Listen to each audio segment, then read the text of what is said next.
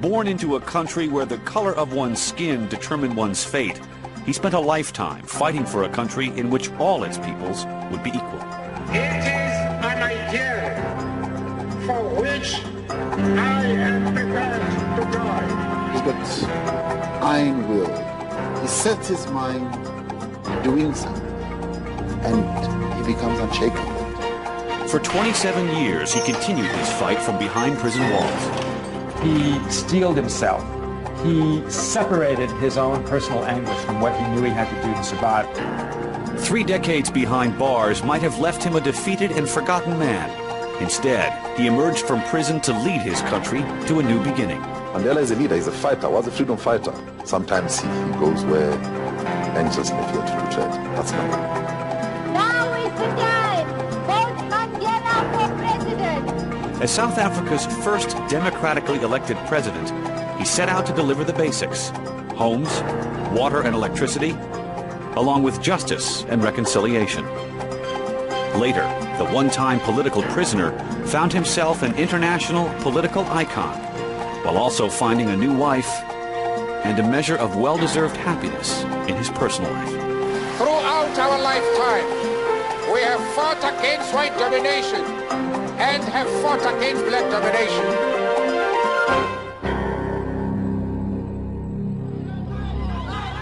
February 11th, 1990, a remarkable sight. After 27 years behind bars, Nelson Mandela emerges from prison a free man. He had dedicated his life to the struggle to end the domination of one race by another, and his release promised an entirely new chapter in South Africa's history. It had been a long journey to this moment, a journey that had begun in a remote corner of this beautiful land.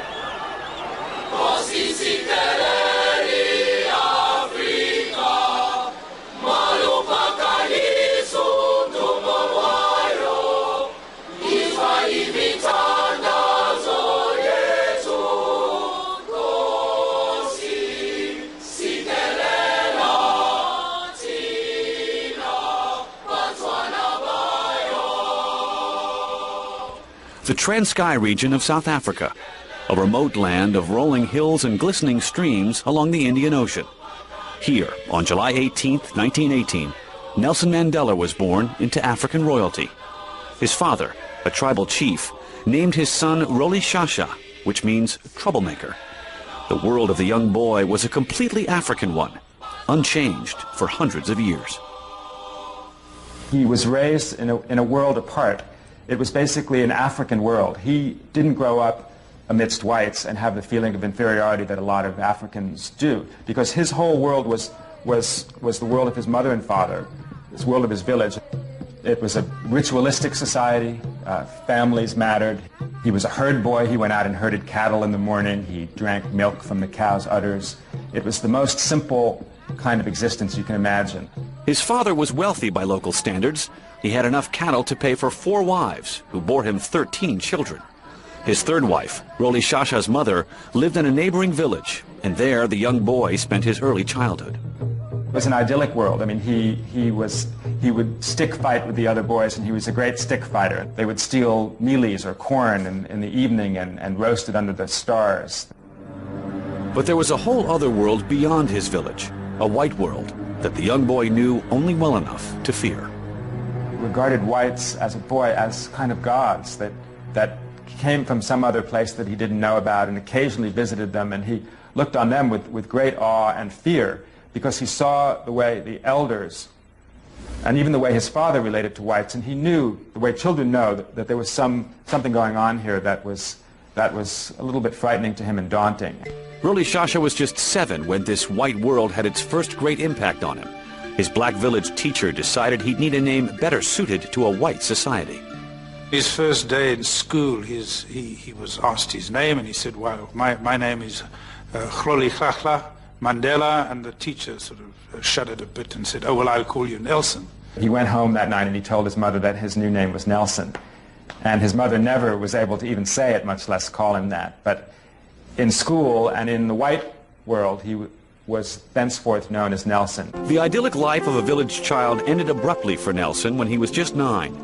his father died, and he was taken from his mother to live at the Great Place under the guardianship of the regent, the ruler of the Tembu people. Here, he would be groomed for leadership. It was like the Emerald City to him. It was Oz. It was fantastic. It was beyond all of his imaginings how grand this place was. This is where the king lived, the regent lived.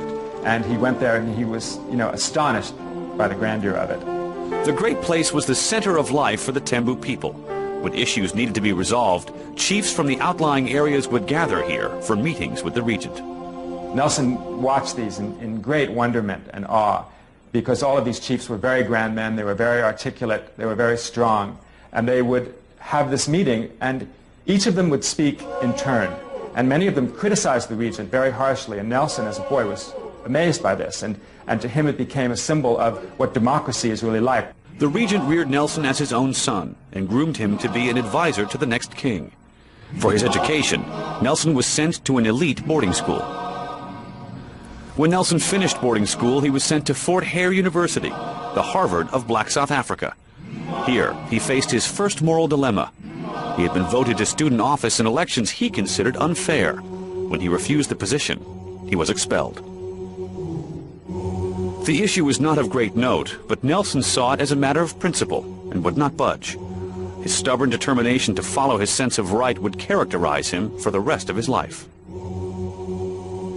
The 21-year-old Nelson now returned to the Transkei to discover that the regent had arranged a bride for him. Nelson was shocked. He was not ready for married life, nor was he willing to marry a local girl. So he ran away to Johannesburg.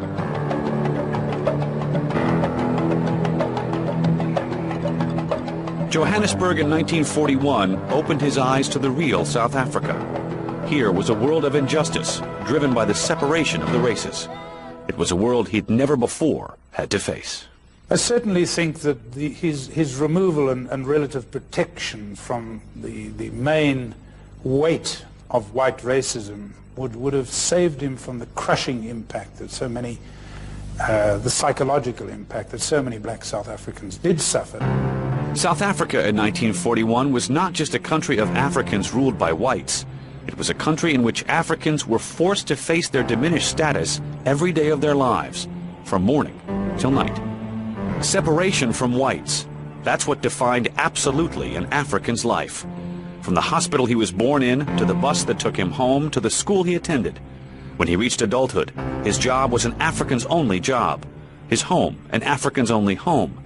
He could be stopped anytime, anywhere, and forced to show his passbook, documents which listed the areas he could enter. For the first time in his life, Mandela saw himself as a black man in a white society. In a strange way, the racism of the city was one of the first things that defined him to himself as a black man. And in a way, it started that internal fire burning of resentment that eventually ignited into full-fledged rebellion. Very soon after his arrival in Johannesburg, in his search for work, he was introduced to Walter Sisulu, a prominent African businessman active in the African National Congress. He impressed me at once. His demeanor, his manner of approach, and he was a bright and lively young man. Sisulu saw how powerful a leader of the fight Nelson could become. At this time, the African National Congress was a group made up of activists fighting to end racial injustice through the most moderate means: boycotts, letters, and petitions. For Sisulu, being presented with a man as educated and as regal as Nelson was a dream come true. With Sisulu's help, Mandela started working as a clerk in a law firm during the day and continued his legal studies at night. Walter started taking him to meetings, and just as he had done as a young boy, he would observe, he would listen to the speeches, and he would see the gamut of opinion, and he started to get politicized. My approach was that I have got the right type of a man. If I can help, I want to develop him as much as I could. He came along very slow in the organization. He was still shy. He was still reluctant to speak in public. He was still awkward and self-conscious about his English, which he didn't think was very good. So he didn't speak very much in the early days. It was during this time that Nelson fell in love with Walter Sisulu's cousin Evelyn, and within a few months they were married. It was 1944, near the end of World War II, and a new era was dawning in resistance politics in South Africa. Black South Africans were working in factories in support of this war, being fought in the name of freedom and democracy, which they were denied. It was in the spirit of these ideals that Nelson and the other younger, more militant members of the ANC formed a youth league within the organization to force a more radical approach. In the black community, it was still a case of yes, master, no, master. And I think that kind of attitude pervaded the general membership of the ANC, and this was what Mandela was challenging and changing with the militancy that he and Sisulu and others brought into the through the Youth League. The young law clerk who'd hesitated to speak at meetings was shy no longer. He and the others in the Youth League would soon take the ANC in a new direction that would redefine forever the struggle for freedom in South Africa. 1946. Nelson Mandela was 28 years old and beginning to settle into a relatively comfortable life in Johannesburg. His firstborn child was a son, and for the first time he had a home of his own and could enjoy a normal and happy life. But it was not to last. Life for every black South African was about to change. In 1948, white Afrikaans nationalists came to power on the promise of a total separation of the races. The new government quickly adopted brutally repressive laws. The system was called apartheid and was intended to maintain white supremacy forever. Blacks understood at once that they were now the enemy in their own country. And Nelson himself saw the change in South African life. He saw these laws being passed, and he saw the dark clouds gathering on the horizon, as he once described it, and that focused his mind, focused his own political ambitions. Determined to fight back, Mandela and other activists launched the Defiance Campaign, a program of non-violent civil disobedience. The campaign spread like wildfire across the black community, from city to city. Africans by the thousands took political action for the first time in their lives and disobeyed the apartheid laws. It was Mandela who organized support for the campaign, and its popular success made him known across the country. Mandela represented a watershed.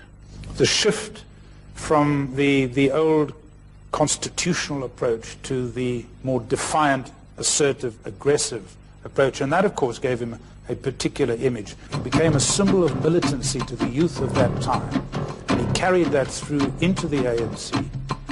By the end of 1952, Mandela had become such a thorn in the government's side that it decided he had to be silenced, and he was served with a banning order. This severely restricted his freedom of speech and movement. He could not attend public meetings or speak to more than one person at a time. He could not even attend his own son's birthday party. From this point on, Mandela would have to continue the fight from behind the scenes. The first to suffer from the rising pressure was his family. He tells the story of how on those rare nights that he was home to tuck his children into bed, his son might say, "Daddy, why aren't you home more? Why aren't you tucking us in every night?" And he would have to say these terrible, horrible words, as he described it, which is that there are hundreds of thousands, millions of other children in the world, and I have to be concerned about them as well. Mandela was fighting apartheid not just politically, but professionally. He and his friend Oliver Tambo opened the only black law firm in South Africa. This was the mecca for every black person in South Africa who had any legal problems. There was just this one law firm, and people looked up to Mandela and Tambo. And to get into his office every day, he had to walk over dozens of people who were just waiting in the hallways to see him. Oh, he was the best dressed young man among all of us. He walked tall, and he cross-examined with the witnesses with great confidence. This upset some of the magistrates that he appeared before. But Mandela faced as much racism in the courtroom as he did on the streets of Johannesburg. He had white witnesses for cross-examination who refused or tried to refuse to answer questions from a black man who'd never been asked a question by a black man, never had been in an adversarial relationship with a black man where a black man actually had some authority over them. That was revolutionary in those days. Meanwhile, the government continued to ruthlessly impose apartheid and crush any opposition. Whole communities were forced out of their homes, sometimes at gunpoint, and relocated to barren lands outside the cities. But as the repression increased, so did Mandela's will. as he saw the national power tightening the screws on life in South Africa, he realized that there was no exit for him. This was his destiny, and things would only get worse on the political front. He couldn't get out now, and he didn't want to. 24 hours a day, Mandela was fighting apartheid every way he could. His whole life had become consumed with the struggle. Then in December of 1956, the state finally made its move. In a nationwide sweep, police arrested Mandela and 155 other activists and charged them with high treason. Nelson's arrest, on top of his unending political work, was more than his wife Evelyn could bear. After 12 years of marriage, she left him. Alone now, Mandela stood trial for treason, and it would take 4 long years before he was found not guilty. Nelson's personal life changed happily during this difficult period. On his way home from the trial one day, he spotted a young woman at a bus stop whose beauty dazzled him. Her name was Winnie Madikizela. He managed to wrangle a date with her, and by the end of the date, he decided to marry her. Winnie, in a way, was a kind of modern woman in a way that Evelyn had not been. Winnie was one of the kind of earliest modern African women. She was independent. She had her own opinions about things. He saw in her what she later became, which was a feisty, independent, strong woman, and he liked that. He wanted someone that he felt was his equal. On June 14th, 1958, Nelson and Winnie were married in a small church in the Transkei. The marriage brought Nelson enormous joy, and his deep love for Winnie would fortify him for the struggles ahead. His life was about to take a dramatic turn. In 1960, in a town called Sharpeville, the state showed the violence it was willing to commit to prevent change. At a protest, South African police fired more than 700 times into a crowd of black men, women, and children. 69 people were killed.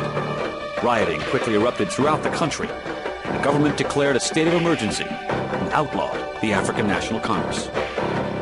Combination of this massacre and the banning of peaceful resistance was really the watershed point at which the ANC, led by Mandela at that point, not that he was not yet the leader of the organization, but it was his thinking led the organization to adopt a strategy of guerrilla violence. With the African National Congress outlawed, Mandela now went underground. One day he was a public figure, by the next he disappeared. When Mandela went underground, of course, it added to the romantic image of the man. He became very much the idol and the glamorous figure, the heroic figure to the young black South Africans particularly. I mean, they were electrified by his name from that point onwards. While in hiding, he formed the armed wing of the ANC, Mkhonto iSizwe, or Spear of the Nation, which began to carry out strategic acts of sabotage. For Nelson Mandela, becoming a secret commander meant a life on the run, where his every move had to be carefully planned. Everything had to be thought out in advance, where he was going to stay that night, how he was going to get from point A to point B. He became a military tactician just in the way he had to live his life, because he had to plan it out like an elaborate campaign every day. In January of 1962, he was smuggled out of South Africa and traveled extensively around the continent and to London, gathering support and funding for the armed struggle. He received military training in Algeria and Ethiopia. Now, at the age of 43, and away from South Africa, he felt true freedom for the first time in his life. But it would be short-lived. Although he was the most wanted man back home, he would return to continue the fight. In July, Mandela slipped back into South Africa, but was soon captured by the police. He was sentenced to 5 years in prison for leaving the country illegally and inciting people to strike. While he was in prison, security police raided the ANC's underground headquarters. Its military high command was captured and charged with sabotage and conspiracy to overthrow the government. Mandela was brought to stand trial with them. This really was such a shock to all of us, because it was the cream of our liberation people that were taken. A few of them escaped, but these were the people that one really counted on to lead us. And they were all taken in one swoop. This time, the government's case was rock solid, and Nelson Mandela knew it would seek the ultimate penalty, death. So that is how we went into the trial. expecting the worst. And his attitude right through was to keep us prepared for this eventuality. So much so that as the trial drew to a close, again he persuaded us that even if we were sentenced to death, there should be no appeal. Mandela saw the trial as possibly his last chance to tell the world about the South Africa he lived in and the one he dreamed of. What they were trying to do was to indict the whole South African system. Mandela said, I want to put South Africa on trial. I want to put the oppressors on trial. They would, in effect, plead guilty to the crimes and say, yes, but you are the real criminals. And so Mandela refused to defend himself. The defense would legitimize the state's case. Instead, he made a passionate address to the court that lasted 4 hours. Mandela closed his speech with perhaps his most famous words: I have fought against white domination, and I have fought against black domination. I have cherished the ideal of a democratic and free society in which all persons live together in harmony and with equal opportunities. It is an ideal for which I hope to live for and to achieve, but if need be, it is an ideal for which I am prepared to die. These were the last words he would speak in public for nearly 30 years. June 12, 1964. At the South African Supreme Court in Pretoria, Nelson Mandela, now 45 years old, was convicted with 7 others of conspiracy to overthrow the government. They were sentenced to life in prison to be served at Robben Island, the Alcatraz of South Africa, a rocky and barren island surrounded by rough seas some 7 miles off the coast of Cape Town. They spelled it out to us. Our job is to crush your spirits, and this is what we're going to do.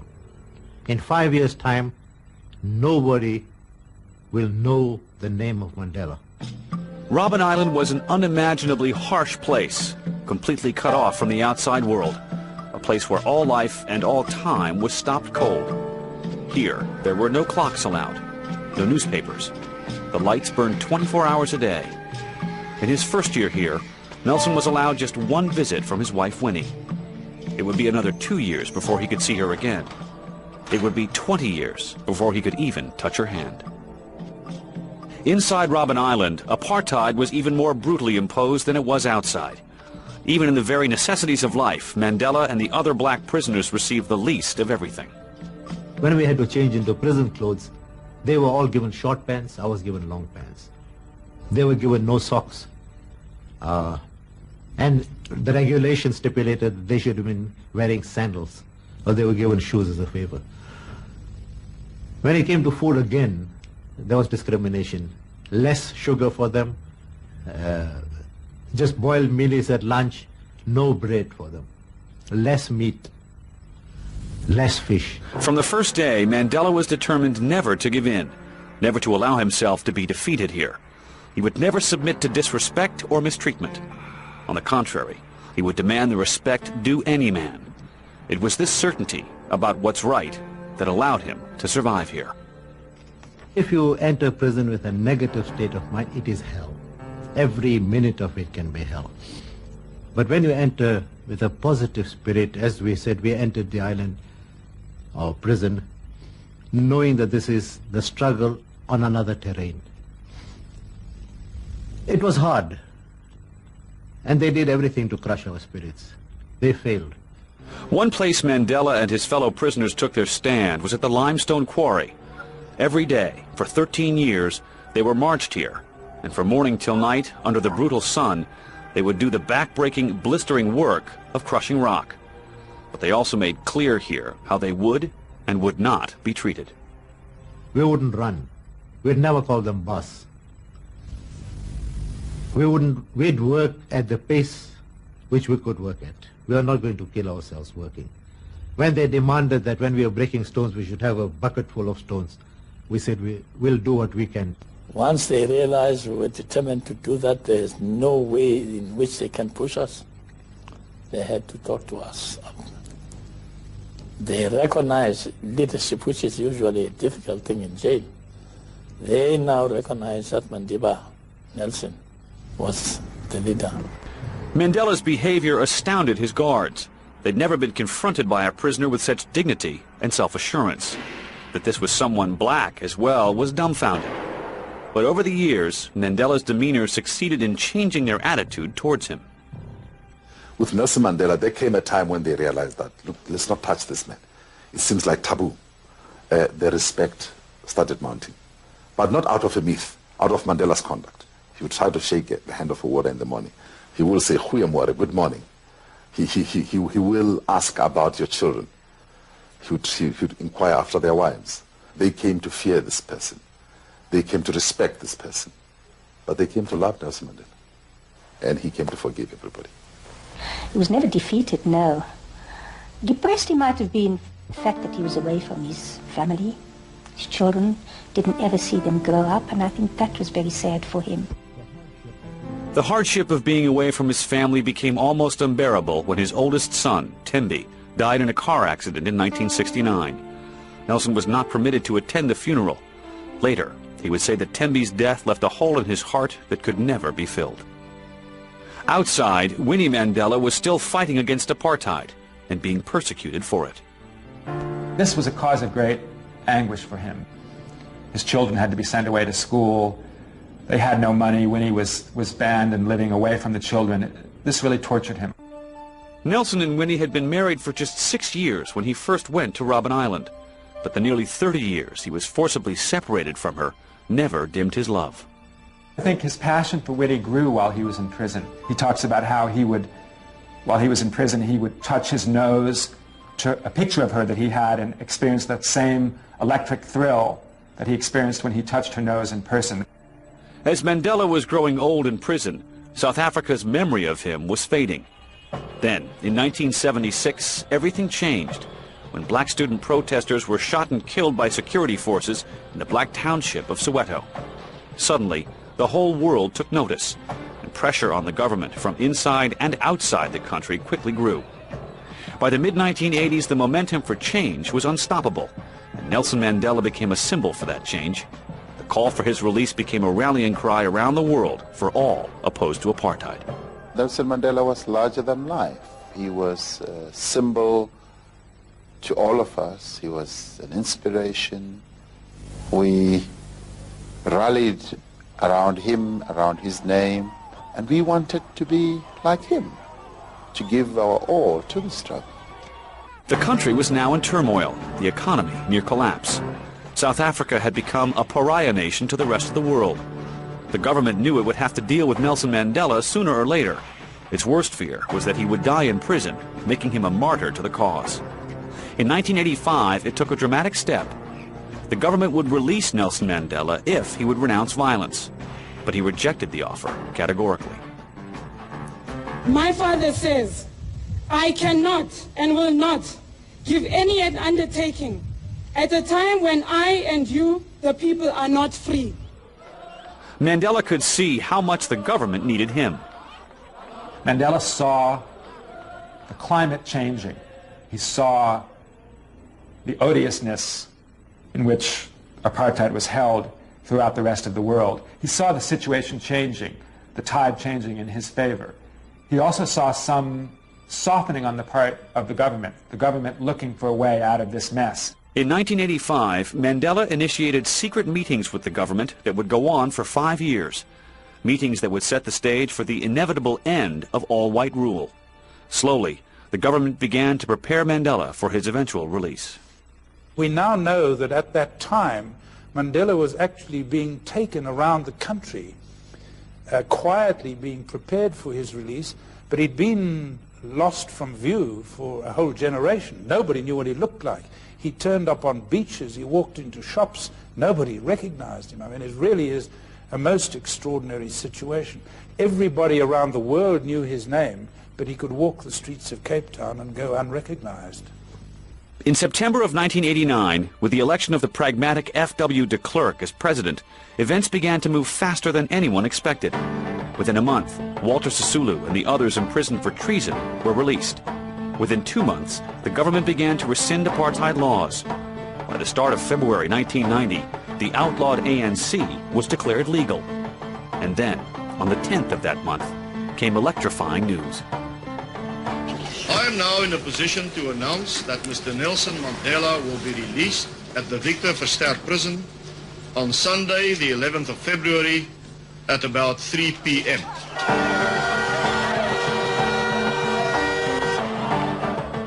The atmosphere in the country that night was unimaginable. The next day, the most famous man in South Africa, but a man unseen for nearly 30 years, would emerge into the public light to change the nation's history. The moment had finally arrived. February 11th, 1990. After nearly 30 years, Nelson Mandela, now 71 years old, was at last a free man. It just seemed like spring was happening in the middle of winter. Our people, I think, felt, hey, well, God, yes, loves us, man. God has heard us, and it's happening. And we are going to enter the promised land. The country exploded in celebration.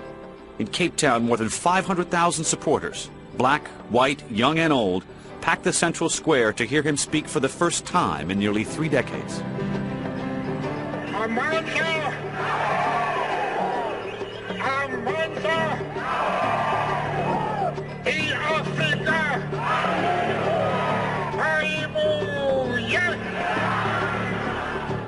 To hear this man who'd been kept away from us for all these years was the most amazing of emotions that many of us felt. For many people, it was a dream come true. I was completely overwhelmed by the enthusiasm. It's something I did not expect. And I would be merely rationalizing if I told you that I am able to describe my own feelings. It was breathtaking. The change in Nelson Mandela's life was hard to comprehend. He'd spent the better part of 30 years in the bowels of a South African prison. Now he was a star, at the center of the world's attention.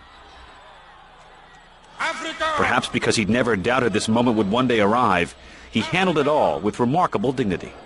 Mandela understood how much South Africa was counting on him. The country had very nearly spiraled off into civil war. The government saw him as the best chance to restore peace and stability. Black South Africans saw him as their best hope for equality.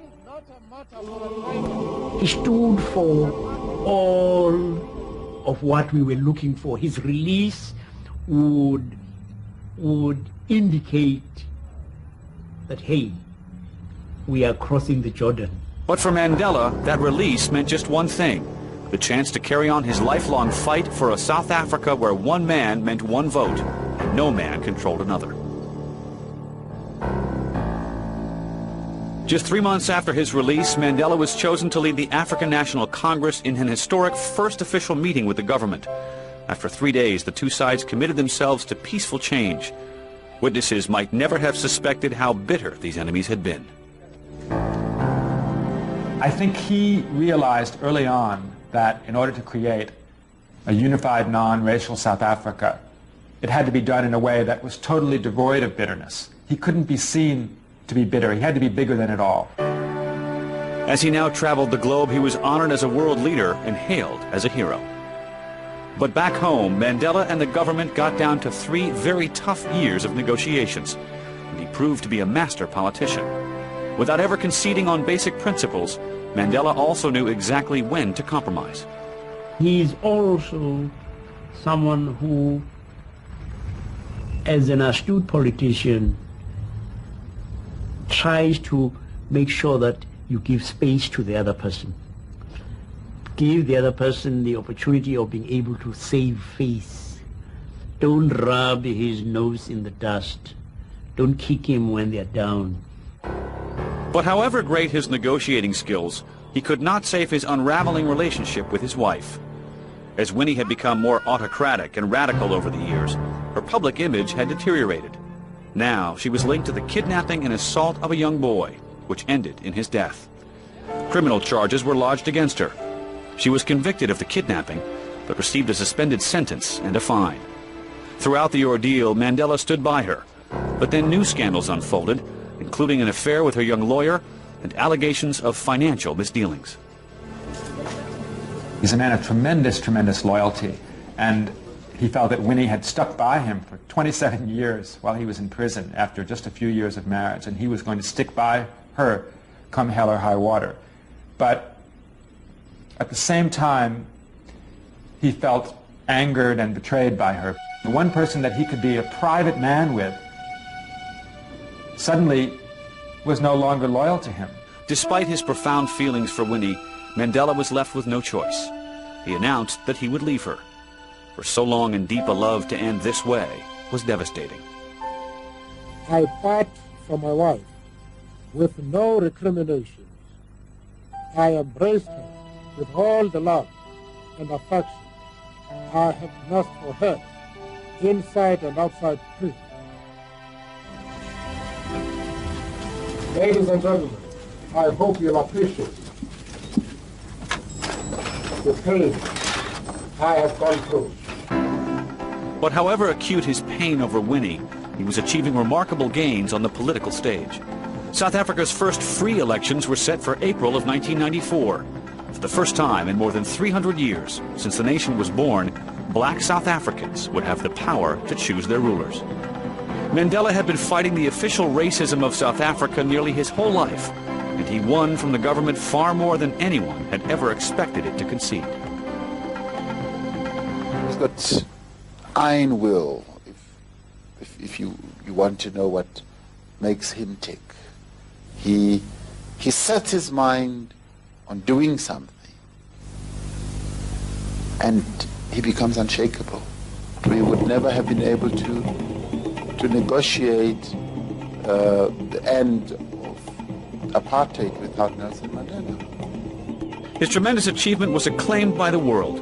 In December of 1993, he won the Nobel Peace Prize, together with South African President F.W. de Klerk. But there was no time to bask in the glory.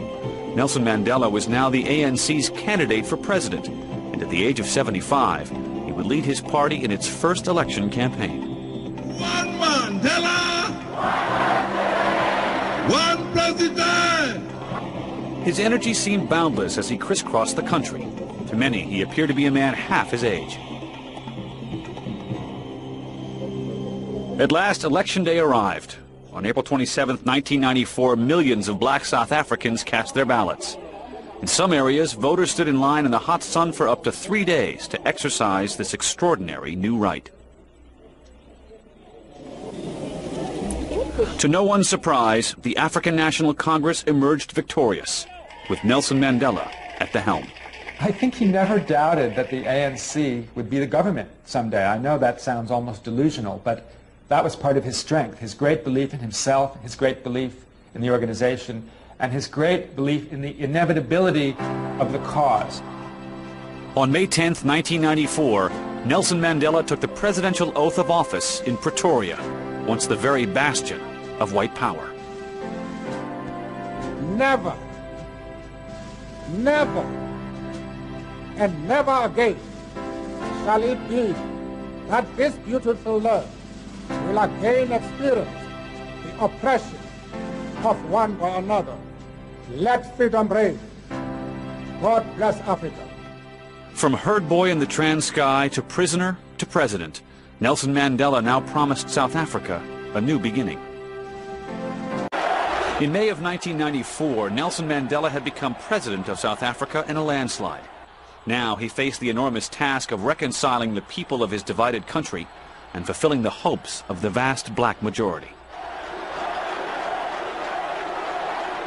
The slogan for Mandela's presidential campaign had been "A better life for all," and his administration set about to deliver new homes, water, and electricity.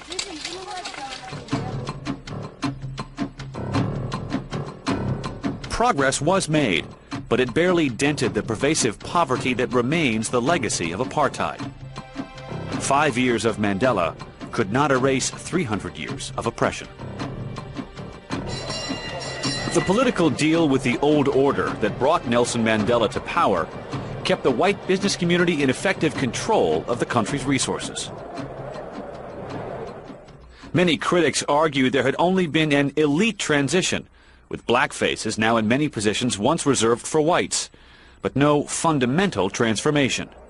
The Mandela presidency was moderate in its economic program, but few had imagined that the new South Africa could achieve as much as it did in such a short period of time. Mandela is a leader, he's a fighter, was a freedom fighter, and he's a person that can take very, very difficult decisions. Sometimes he goes where angels may fear to tread. That's Mandela. Memories of the old South Africa were not forgotten in this new age. Together with Bishop Desmond Tutu, the Mandela government formed a Peace and Reconciliation Commission to investigate those who committed crimes in the apartheid era, and more importantly, to honor its victims. I just think, that we are an incredibly blessed country. And of course, people now realize it. People who used to vilify him as a terrorist and so forth, everyone is eating out of his hand now. Everyone. The demands of the presidency were very hard on Nelson Mandela. He had little time for himself and said he felt more freedom in prison than he did in office. Well, no, the size is still the same. But the rewards were considerable. Mandela moves from kings and prime ministers to a beggar in the streets. Most of the time, his hand is outstretched towards ordinary people, particularly the poor, the disadvantaged, the people who otherwise may never be recognized. He has shaken thousands of hands. And he always says, you don't have to wait for people to stretch their hands. You stretch your hand first. Mr. Mandela, Nelson Mandela, President of the Republic of South Africa. Once lionized as a political prisoner, he became an icon for human rights globally, speaking out at the United Nations and around the world.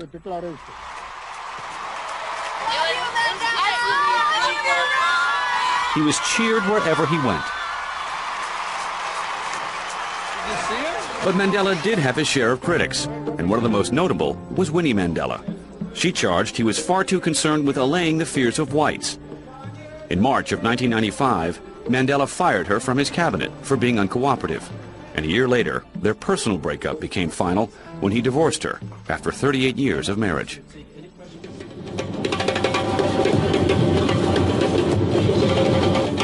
As South Africa recreated itself, Nelson Mandela found a new love and new wife in Graça Machel, a leader from Mozambique respected globally as an advocate for children. Mandela's country rallied behind their romance, which gave his personal life a fresh start at the age of 80. He also gave South African politics a fresh start. He supported the candidacy of his deputy president, Thabo Mbeki, a leader of the African National Congress, to succeed him. But when Mbeki took a controversial stand on AIDS, Mandela disagreed and spoke out against the stigma. We need to break the silence. He championed the cause of AIDS orphans, like Nkosi Johnson, who became a symbol of the struggle against HIV, just as Mandela had earlier been the symbol of the freedom struggle. I think Mandela leaves a very, very powerful legacy that is a sort of foundation stone for the new society. It may fade, it may go wrong, but I think that he's certainly given us a great opportunity. This country could have ended in a bloodbath, except for the man who has suffered more than anybody else, stepping out of prison and saying, I have no bitterness. One of the great lessons of Nelson Mandela is a lesson about courage, both physical courage and moral courage. He was frightened. He was frightened many times throughout his life, but he would never show it. He triumphed over his fear by realizing that as a leader he had to show courage. And that is one of the great lessons that Mandela has to teach us. He held this country together when we could have been blown to smithereens. He gave us freedom. Today, South Africa is an unimaginably different place than it was years ago. Then, it seemed a very real possibility that the country might end in bloody self-destruction. That it didn't. That a man imprisoned for his politics for half his life should be the one to bring about peace is one of the more remarkable stories of the 20th century. Throughout our lifetime, we have fought against white domination and have fought against black domination. We intend to remain true to this principle to the end of our days.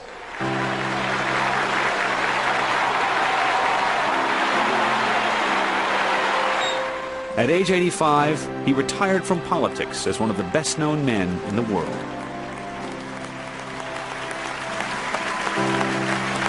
Nelson Mandela had defied his jailers and oppressors, and gave the world gifts that few others could. Hope, love, joy, a new beginning, and truly a better life for all.